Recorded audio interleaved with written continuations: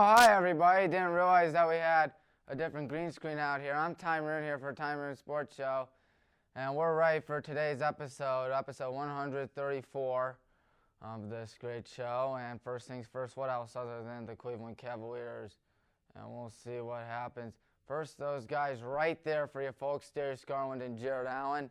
19.8 points per game for Darius, 8.2 assists per game for Darius, 90.7 free throw percentage for Darius, 10.8 rebounds per game for Jarrett, 67.7 field goal percentage for Jarrett, and 1.7 blocks per game for Mr. Evan Mobley. And of course, the All-Star Game's coming up soon. It's coming right here to Cleveland. And Isaac Okoro representing the sophomores and Evan Mobley representing the rookies in the, the Rising Stars Challenge. I can't wait for that, folks. Until we get the game recaps. First things first, Cavs against the Bucks, in which we played the defending champions, and the Cavs won it. Yes, they did. There it is for you, folks. A 115-99 win. Kevin Love, 25 points, 9 rebounds, 5 threes. Jetty Osman, 23.6 threes. Jared Allen, 10 points, 10 rebounds. Giannis Antetokounmpo, hopefully I pronounced that correctly. 26 points, 9 rebounds. Chris Middleton, 21 points. The Bucks were winning by a lot. Bucks were winning by 12, as noted right there. That was their largest lead of the entire night, and then the Cavs just came back. Kevin Love is proving that he could definitely be worthy of Sixth Man of the Year. I think he can win Sixth Man of the Year, in my opinion. And Milwaukee left for most of the first half, but the second half was all Cleveland, folks. A good Cleveland Cavalier win. As you can tell, we were winning by a lot. Kevin Love making shots. He's just so good at basketball. And then we lost to Detroit, at Detroit. Oh, good Lord. How do you lose to Detroit? 115-105. Consider the fact we were on a 15-0 start. That's right. We outscored 15-0 to start off the game, and we still lost. That is embarrassing, my friends. Complete embarrassment. Darius had 24 points and 7 assists. Evan had 18 points, 9 rebounds. Jared Allen had 15 points and 9 rebounds. Cade Cunningham had a triple-double, 19 points, 10 rebounds, and 10 assists. And keep in mind, the Pistons took Cade Cunningham ahead of Evan Mobley in the NBA draft. He came first pick. 2 picks later came, who do you call him? Evan Mobley. So there's that. Saddiq Bey, 31 points. We started, of course, on a 15-0 run and led for most of the game, but lost. Cavs against the Pelicans. We got back to our winning ways with a nice 93-90 win. That's right, Brandon Goodwin. 21 points for Goodwin off the bench. Jared, 16 points. Jetty, 12 assists. Devontae Graham, 20 points. Josh Hart, 10 points, 10 rebounds. Pelicans led for most of the game, but neither team won by double digits at all. Cavs against the Rockets tonight. Well, we have a lot of guys sidelined tonight. Of course, Rubio out for a year. Sexton out for the regular season. But I believe that Darius Garland is out, if I can check. Right here. I believe he is out, but yeah, that's kind of disappointing. What's not disappointing is that the Cleveland Cavaliers are winning. That's right. 1.5 games out of the first seed, Chicago Bulls. 1.5 games out, and who do the Bulls play tonight? The Bulls don't play tonight. So we can cut to a 1-game lead.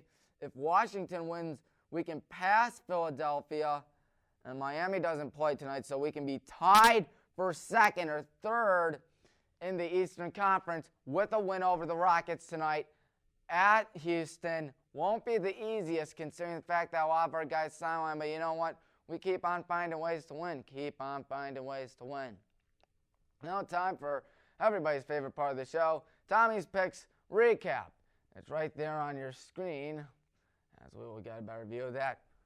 Roosevelt took down Highland 57-47 in what was a tough one. Roosevelt ran away with the game for most of it. Brecksville squeaks out a win against Tobin, 56-51. They are still undefeated. Westlake beat Bay, 89-82. Euclid took down Medina, 67-60. And Solon beat Brunswick, 65-61. Euclid with the upset over Twinsburg, 88-77. Highland beat Wadsworth, 59-58, in what was a very worrisome and nerve-wracking game. Copley against Cuyahoga Falls. That was a Copley won 65-48. Talmadge against Aurora. Talmadge won that one 79-61, and Revere beat Barberton 72-51. And we lost last night, and it was a tough one to Talmadge, 50-49. And let me just tell you something. The boys team, 8-9, despite 8-9, they're way better than that record. There have been so many close games. Really, there have been 2 bad games for us this season, on the road against Copley and at home against Roosevelt. Otherwise, most of those games have been mighty close. We could quite easily have 2 losses this season, maybe 1 or 2 more, 2 to 3 losses. It's just that all our games just come down to the wire, and we cannot finish them. And if we do, like we did against Wadsworth, that's still pretty good. I mean, most of our games have really been scary this year. I mean, we've hung in it. We were winning at the half against Copley, and Copley's pretty good. But still, we didn't finish them off. Boy, oh boy, it's been a roller coaster season for the boys team. And then the girls basketball team, and of course, the boys team doing pretty well nonetheless. I mean, if there's one thing Coach Starr is known for, it's that he definitely takes his precious time with the ball, and it's always a low-scoring game. As you can tell, 57-47, 59-58, 50-49, 46-41, 43-42, just to name a few. I think 52-49 was another one. Yeah, very low-scoring games here at Highland. And speaking of Highland, Highland cut down the Nets, 63-38 with a win over Roosevelt. And girls basketball, we are the American Conference champions for the first time ever. And same in wrestling, American Conference champions for the first time ever, as a Bourbon League champions for the first time since 1980 for girls basketball, and for the first time since 1996 in wrestling. I recall playing baseball with some of those wrestling kids, and I made lifelong friendships with them. And how about that? Who would have thunk it? They would eventually be champions of the American Conference in, what do you call it, wrestling. Copley beat Cuyahoga Falls 37-21. Medina trounced Euclid 56-21. Strongsville beat Mentor 55-46. Solon beat Brunswick 79-39. Berea Mid Park took down Amherst Steel 61-48. Midview beat Avon Lake 59-33. And then all good things have to end, don't they? Because the Highland Hornets went on the road to play the Medina Battling Bees. It was tied after the first quarter, 8-8. Then Medina took an 8-point lead at the half. Then became like 12 points or something like that. 10 points, I believe, after the third, and ended up losing 48-35. If we were gonna lose, at least we scored another field goal, 2-pointer, I ought to say, because then the final score would be 48-37. I told Coach Prophet, one of the assistants on the team, because she's a Steelers fan, I told her that I kind of wish we scored 2 more points, because then it'd be 48-37. I apologize to her in case if I offended her with it. Oh boy, that was still pretty rough. Hudson beat Brecksville 59-35, and Wadsworth beat Nordonia 43-23. College basketball, Providence beat Xavier 65-62. Notre Dame took down NC State 73-65. Ohio State escapes an upset with a 75-64 win over Minnesota. UCLA beat California 81-57. Toledo beat Akron 84-78. Cleveland State took down Wright State in a Horizon League battle 71-67. Duke beat Louisville 74-65. Auburn beat Oklahoma. Auburn is on a roll. They are 20-1. 86-68 win. North Carolina took down their in-state rivals, NC State, 100-87. And then Villanova beat St. John's 73-62. And then Kentucky wins against Kansas on the road, 80-62. Purdue squeaks out a win against Ohio State, 81-78. Kansas beat Iowa State, 70-61. And then Tennessee wins their game against Texas A&M by a final score of 90-80. Then, well, you couldn't ask for anything more exciting than what do you call it?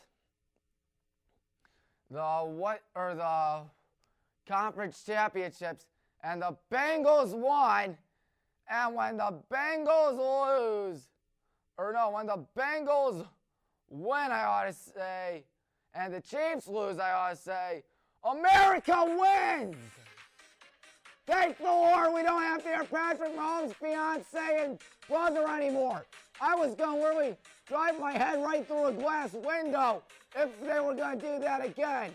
My little brother, who is in 7th grade, is more mature than Jackson Mahomes. And that is a fact. A 7th grader. A 7th grader. And my God, why can't Patrick break up with Brittany? They are obnoxious. Super obnoxious.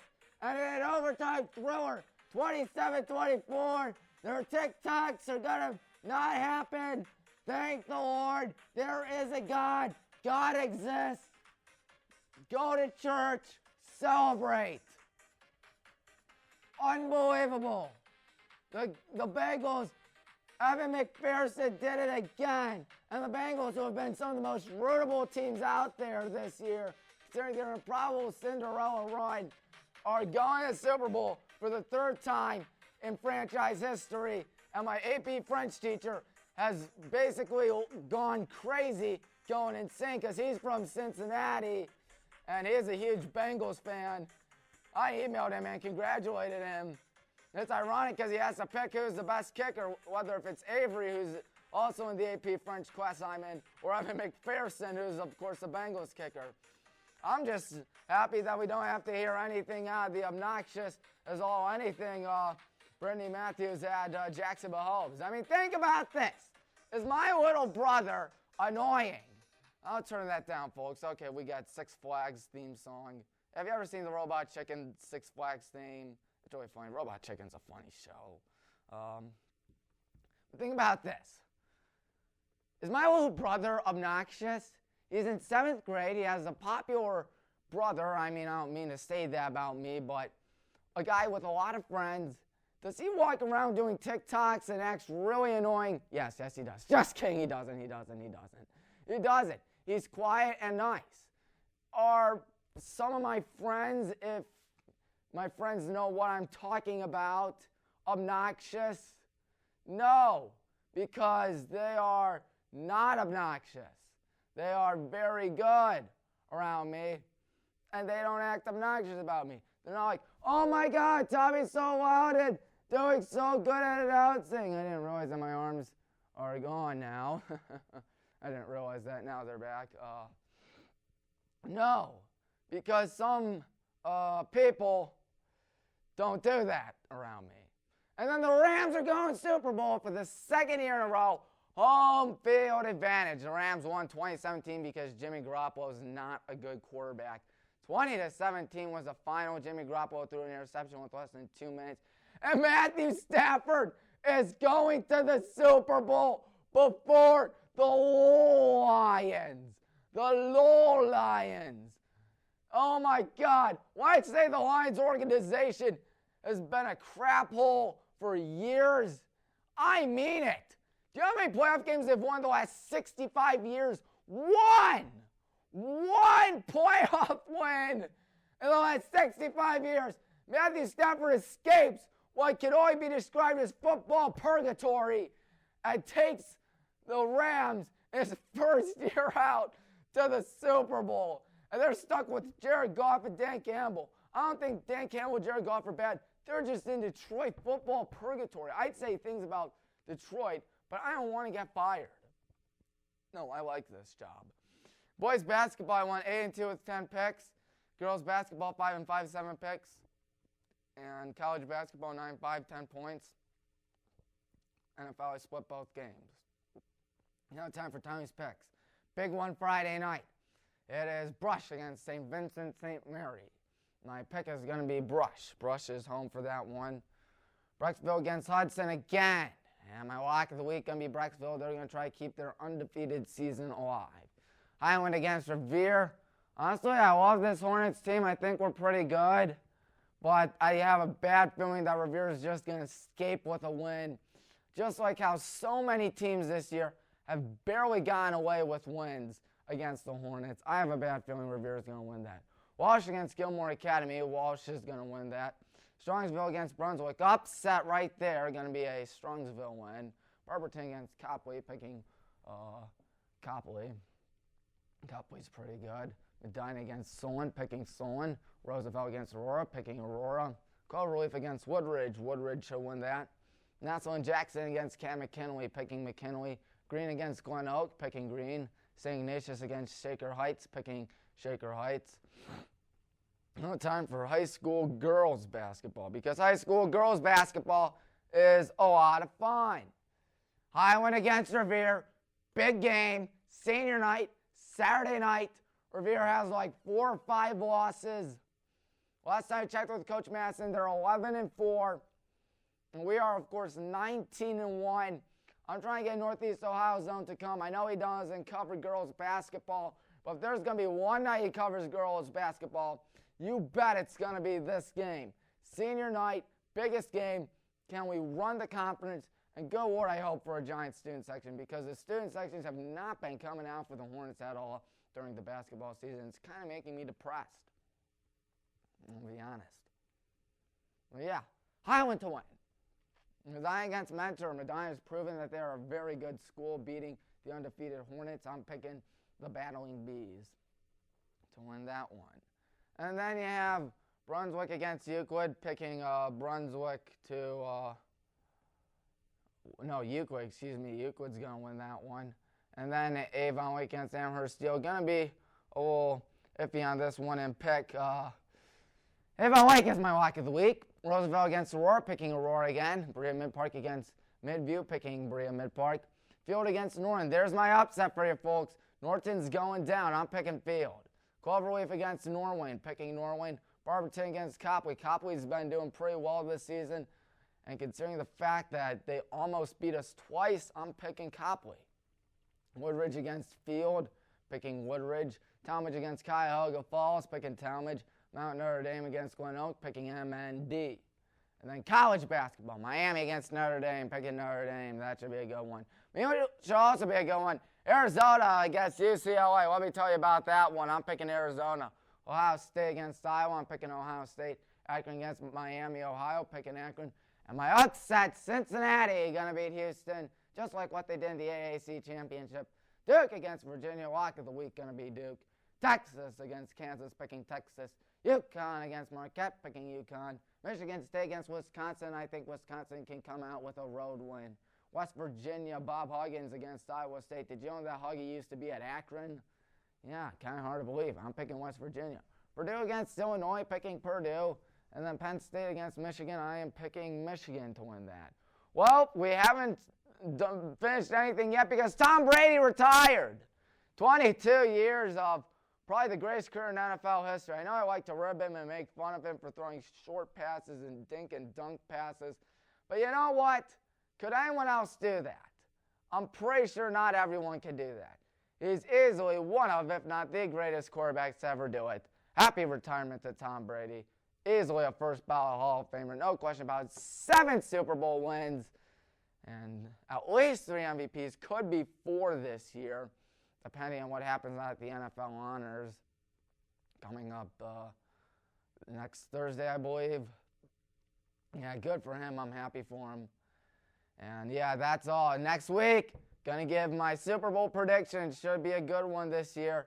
My goodness, Cincinnati, Los Angeles. Who would have thunk it at the beginning of the season? I initially on this show said Kansas City, Los Angeles. And I was so darn close. But hey, you know what? Cincinnati and Los Angeles, not that bad. So until then, Tommy Maroon here signing off. So long, everyone.